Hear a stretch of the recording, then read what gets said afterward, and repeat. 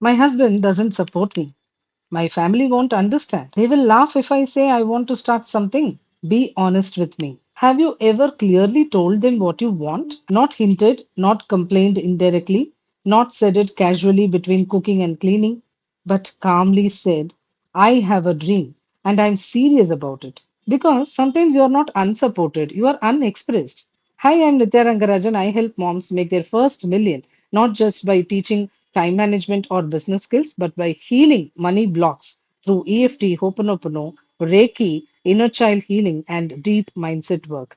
I've trained hundreds of women, and many of them thought their biggest obstacle was family. It was assumption.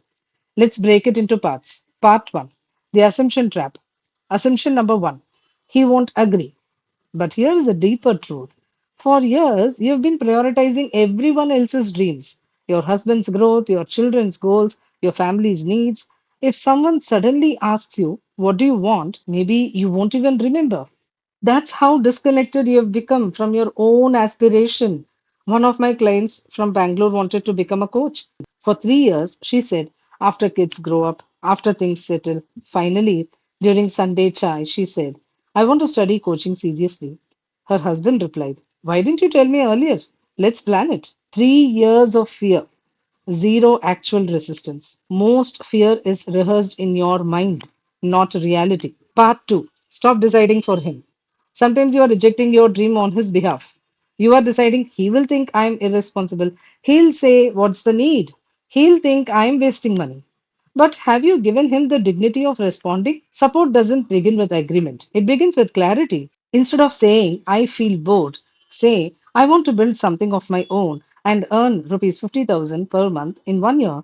Now the conversation shifts. Part 3, do you want history to repeat? You saw your mother give up her dreams. Maybe she wanted to work, maybe she wanted to study more, maybe she wanted to travel, but she adjusted. And because you saw that, it became easy for you to repeat that pattern. But now your children are watching you. Do you want history to repeat? If they only see you sacrificing, never expressing, never investing in yourself, that becomes their blueprint. And your daughter learns silence, your son learns that mothers come last. But imagine instead, Mama is studying, Mama is building something, Mama has goals. That is legacy. That is how millionaire thinking begins at home. Part 4, the three-step conversation this weekend. Please try this. Step 1, choose calm timing, not during stress. Step 2, say clearly, I've been thinking about something important to me. I want to grow. I want to build something of my own.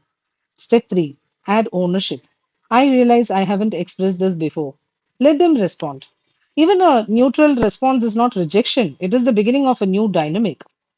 Part 5, heal the real block. Sometimes the resistance is not from them, it is from your conditioning.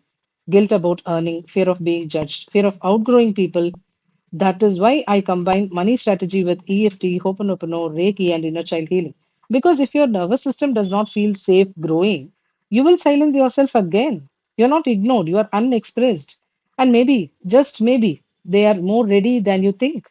If this resonated, click that subscribe button and share it with one mom who keeps postponing herself. And in the comments, tell me what is one dream you have never said out loud? This is Nitya Rangarajan, and your first million begins the day you speak.